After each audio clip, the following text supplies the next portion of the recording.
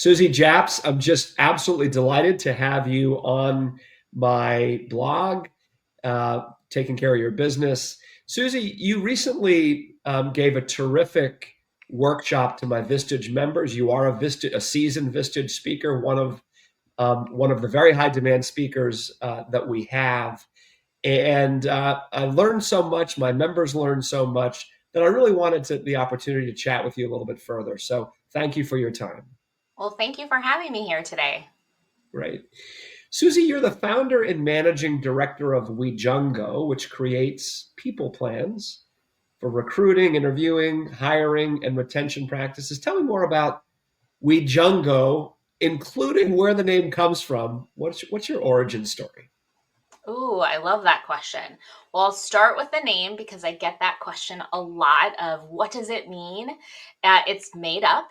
I made it up 15 years ago when I started the company, but it does have a meaning. So it's actually the Latin word jungo for join together Huh. matched up with the English word we. So it actually does stand for we join together. And our goal is when we work with clients for them to really feel like we are part of their team and an extension of them as we're helping them with their processes and strategies. I love that. Thank you. Your origin story. So it's interesting, and I'll try to keep it short, but it does start actually way back in third grade. That's where I can say my origin story. And just picture this, Jeff. I was a third grader. I wanted to enter a drawing contest. I wanted to draw my favorite animal, which at the time was a Siberian tiger. And I was lucky enough that my father was already a very talented artist. So I was asking him for tips. And this is what he said. He said, draw it upside down. And I thought, Draw it upside down. why would I draw it upside down? But you know what? My dad's an expert. I will just try it, right? I'll look at it in a different perspective. And it was amazing. It really worked. I actually won first place. And that was my first lesson in thinking differently or seeing things in a different perspective. And that's really when it started for me of looking at everything in a different way, always asking the question why, or maybe it will be better if we try it this way. And so, luckily, I've really brought that to everything, including at WeJungo, where we look at how are companies currently recruiting, interviewing, hiring. Is that really the best way? What if we Hmm. try something else? What if we look at it differently? And Hmm. so, yeah, that's the short version of the story. I love that story, and it helps account for the innovation and creativity that I saw when you were doing the workplace, when you were doing the workshop for my members.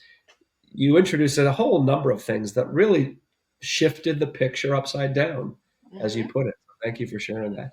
Yeah. I'm certain there are other companies that do what WeJungo does. What would your clients say is unique about your firm? Hmm. Well, you may hear other companies say, no, no, no, Jeff, we're unique. No one else is like us, right? And I will say, though, I truly believe that about WeJungo because I mean, the reason we were created and what we continue to do today is to teach companies how to build better processes, strategies, teaching them how to fish. We love to use that analogy of fishing when it comes to talent, rather than doing it for them, but teaching them how to do that. And I would argue that there are companies out there like staffing firms, right? Recruiters that will go fill a position for a company, or there might be HR consultants who will help you stay compliant, so you're not, treating employees unfairly. You have an employee handbook, et cetera. But we don't do any of that, and those are kind of the more traditional things within HR consultants. Hmm. Instead, we really are looking at the process. How do you improve the process? How do you change what you're currently doing instead of expecting the same results, but you're doing nothing different, right? So Right. I think that the reason that our clients say that we continue to come back, we want to work with you, is that we push them and challenge them to look at their processes differently. For example, the most comical situation, which I come across all the time, is when I see a company is paying thousands of dollars per year on a job board. And I look at the results and I say, so this isn't working though. You haven't hired anyone from it. You're not getting quality applicants. And they shake their head. Yep, yep, we know. And I say, why are you doing it then? And the response is, we don't know what else to do, Susie, and we can't do nothing. So we're just going to keep paying money for things that don't work. So Yeah. for us, that is why clients love us, because we're going to always have a different idea, a different approach, and we're going to stop you from paying money for things that don't work. Yeah. I certainly saw the way that you challenge companies on display in the workshop. You push my members, you challenge them to really think differently about some really, really important processes. I mean, talent, the acquisition of talent, the onboarding, the hiring, the managing of performance is critically, critically important right now. Mm-hmm. I'm curious if you're seeing, given all that's happening in the larger society and the larger economy, heightened attention to talent related topics. Definitely this year, there is a heightened focus on the retention piece. Which is interesting because actually, if you look at the data and the trends of the employee or the talent side of it, a lot of people are saying, I'm not willing to make a move. I'm not willing to even look right now because I'm nervous about like what's going to happen. There's a lot of unknowns. But yet, companies are still saying, we don't want to take the chance. We want to show our employees why they should still want to work for us. So we're actually seeing an increase of that focus this year, which is very interesting to me because, again, the data would potentially say to us that we don't have to worry about that. Right, right. Yeah, no, exactly. That's what I might have guessed as well. But for so many companies, you know, happy employees, happy customers, happy clients. Mm-hmm. And so your comments about the what you're observing really ring true, really makes sense. When you work with companies, Susie, I'm curious, what's a typical engagement like with a company? Well, we always like to start small. All of our work is project based, Jeff. And so we always want the company to have an opportunity to work with us on something small first to see, is this a great fit? Do you see how this can move you to that next level of strategy or improvements? And so a lot of times we'll do something small, like what we call a talent profile, which is creating really clarity around your new positions that you're looking to fill, but also existing positions. And people always say, oh, okay, so that's a job description. No, it's way better than that. It's really mapping out, what does success look like? What does someone have to do to be successful? What are the behaviors that they have to show, and building that out for a whole year so that then you can use it for not only the hiring piece, but also onboarding and performance management, which increases your ability to engage and retain your people. It's such a great tool, but it's something small like that is typically what we start with. And everything is project based. So we would scope out exactly what our time together will look like, what your deliverables are, and then there's just a flat cost for that. Sure. The talent profile resonated with me and with many of my CEOs for a whole bunch of different reasons. The descriptions of what success looks like, I think, is such an intuitive thing, but something that often doesn't find its way into uh, certain key documents like onboarding folks, for Mm-hmm. example, and attaching timeframes. What does success look like at 3 months, 6 months, 9 months, 12 months? I think is quite compelling. What are the use cases among your clients for the talent profile, which I think was probably one of the biggest takeaways of my members. Mm-hmm. Yeah, it's usually the favorites of Yeah. that session is the talent profile. There's really three main uses. Of course, it can be used for many things, but one and a key one that a lot of business owners and business leaders love to use it for is for the hiring piece. I mean, Mm. I've even had interactions where I've maybe met a CEO who's already in the process of hiring, let's say, a key leadership position like a CFO, and I will ask them just some very basic questions about what success looks like or what they're looking for. And they find themselves not able to answer it. And the reason being is because a lot of times we don't really sit down and ask, what does success look like? How will I know if I hire the person that they're going to be the one? Instead, companies will go, they'll go on Google, they'll look up some similar job descriptions of a CFO, they'll blend it together into one, and then they post that, but it's not really their position. It's not Yeah. for their company.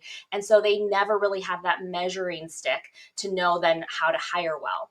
The second way that they use talent profiles is actually on existing employees and positions. We actually have a client in the Bay Area who had us create, I'm not exaggerating here, 44 talent profiles. Oh my They have that goodness. many different positions and levels within their position. And they said, you know what? We can admit we have not actually been clear enough with our existing workforce on what Oh, success looks like, as well as creating career paths and transparency on what you need to do to get to the next level. And this talent profile could really do that for us. So that's the sure. second. And then the third is succession planning. And I Mm, love that because there's so many opportunities for either people leaving who are retired to really share their best practices and knowledge so that you can replace them, or potentially if, let's say, there's an owner who really has nobody internally to take over for them, then let's call out, what does that new position need to look like for there to be a succession and a transition? I love those use cases because they strike me as really at the center of certain really fundamental processes for successful companies, high performing companies. Yes. Yep. And you take your eye off the ball of any one of those, you're going to have problems. You're going to have challenges in the market, it seems to me. Yeah. You Or you might wake up finding you have no succession plan. Yes. exactly, yeah, yeah, or no, or people have left. Yep. You've been a Vistage speaker since 2017. Tell me Mm-hmm. how your journey to becoming a speaker. Ooh, this is always a great story because it actually begins with a Vistage chair, funny Huh. enough. So I am in San Diego, and one of the chairs in San Diego, his name's Jim, reached out to me many years ago and said, "Hey, Susie, would you ever be willing to come to my CEO group and speak about essentially what you guys do for companies, which is to hire the best and avoid the rest?" Yeah, And I said, sure, I'll take a stab at it. Happy to come and meet your group. So I build the deck, I build the presentation. I went, it was super successful with his Vistage group. And he said to me, oh my gosh, you have to do this for all Vistage groups, Susie. Why aren't you doing this? And honestly, it's because I just didn't know that that even existed to be a speaker in that format. So then he just referred me to other chairs, and then Vistage Corporate reached out to me, and it just kind of all snowballed into an opportunity that now, many, many years later, I'm still doing. that's a great story. And the impact on my group was certainly significant. Tell me more broadly about what you think your greatest impact and contribution to Vistage leaders is to them, to their companies, and their communities. Yeah. So what I most am excited about is when I meet Vistage groups and members through my journey traveling and speaking. I think the biggest piece is getting them to realize there are things they literally are doing today that are so ineffective when it comes to Mm, recruiting, interviewing, and hiring, but also give them the tools and the knowledge of what to do tomorrow. And that's, I think, why the session resonates with so many people. Is a perfect example is the job ad, right? And we kind of joke about that. You were there at your yeah, group where I said, hey, you guys, what do we think of this job ad? That's a real job ad, rate it 1 to 5. And some of the members even joke, wait a second, is that my job ad? It kind of looks like ours. And it's a really bad job ad that all of us rate like a 1 out of 5. So yeah, that's just one thing right there where we're like, oh my gosh, we're fishing with bait that's not even going to work. Why are we even making that type of mistake? yeah. The image of what pools you fish in and what bait you use is a very vivid one. And I love the fact that it really harkens back to your upbringing in Minnesota, the land of 1,000 lakes. Yeah, yeah, yeah. 10,000 lakes actually. That's right, 10,000 lakes, 10,000. Yes. But that really made me pause and think about, so where are my members fishing for Mm-hmm. candidates? is that the right pool? Is that the right lake? And then Right. what are they using? Mhm. And so that I think it's a very vivid image. What are you most proud of in your own Hmm. leadership journey, Susie? Honestly, I know this is really cheesy, Jeff, but the thing I'm most proud of is one of the jobs I have today, which is the hardest job in my life, which is being a mom. Ah, yeah. Um, and I will say though, being a mom has made me a more patient person. It has made me a more compassionate, empathetic person as a business owner. And even with working with clients, it's just made me a better person. So I'm very proud of that job that I have been allowed to have and raising two beautiful human beings right now. But that I feel like is the biggest contribution that I have is really allowing two people to grow and become hopefully great human beings as well when they're adults. I love that. And I remember when we were preparing for your workshop, one of our correspondences, you said, "Hey, I'm on the soccer field. Just bear with me." No doubt, no doubt, with one of those two wonderful human beings. Yes. What are you? You spend a lot of time with a lot of companies, Vistage companies, and other companies as well. What are the three or four biggest mistakes that you see companies make? Mm, okay. I'm going to focus on two of the three that you're asking is probably going to be more focused on hiring. And the reason I'm going to focus on that today cuz obviously we could talk about succession planning or organizational design or like more of the strategic parts, but I think the biggest mistakes that are impactful to companies that I want them to avoid is around hiring. And one is rushing to fill a position too quickly, Mm-hmm. right? So it's either not getting clear because no, I don't have time, Susie. I just need to fill that manager position. We lost somebody we didn't know we were going to. Okay, well, let's treat this like a sport. We would actually watch the last game. What went wrong with that last person? Why did Yeah, it not work? yeah, Let's figure that out and refine the job scope, refine our interview process before we start doing it again. And oftentimes companies are in kind of urgency reactionary mode that they don't do that. So that's one sure. of the big mistakes is I always say to them, is it really going to hurt if we pause for 1 week to get clear, then make a good hire so you don't actually then lose months and months when that hire goes bad because it Sure. wasn't the right person, right? So Sure. let's just spend a little more time up front. So that's one. The second is kind of what we were joking about earlier with fishing, going to a really poor quality lake and not even realizing it. And so I always remind companies that if you think of job boards, because that's a lot of the recruiting methods that companies use is they just post job ads on job boards. That is the same as going to a lake, throwing in a net, and seeing what swims into it. You have no control over the actual quality of Yeah. your catch, as well as you might not even be going into a lake that has the right fish. Yeah. The So fish you're looking for. right. Yeah. I always want you guys to look at data. What is the data telling us? Is this a quality pool? I just spoke to a Vistage member actually last week. I said, give me the numbers. You posted on Indeed. He said, yep. He said, I got 60 applicants and four were decent enough that I sent filter questions. That is a really, really, really not great pool, right? It's a crappy Yes. pool. So Yeah. I did the math for him and he's like, oh my gosh, I can't even believe I was considering interviewing those Yeah. people, Yeah. right? Yeah. So it's looking at that. And then the third is just more on the retention piece. So, and I even kind of shared this with your members as well, Jeff, but making sure if we're going to invest time, resources, money, all of that to retaining our people, really spending the time to get their feedback to know what that actually is. A Sure. lot of companies I meet have told me they've increased their benefits to stay competitive. They're increasing the pay. They're increasing all these things that they're reading in the news is important. But when I ask them their specific workforce, what was the feedback of what's important to those people? They have no idea. Yeah. That one resonates with me in a very fresh way.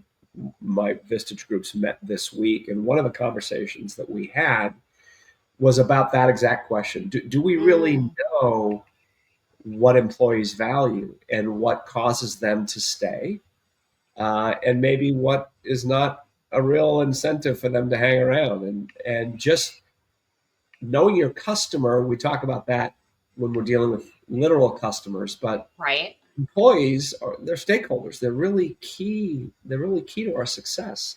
And Hmm. knowing what resonates with them, what motivates them. I also, in the first one that you mentioned, hiring too quickly and not being willing to press the pause button.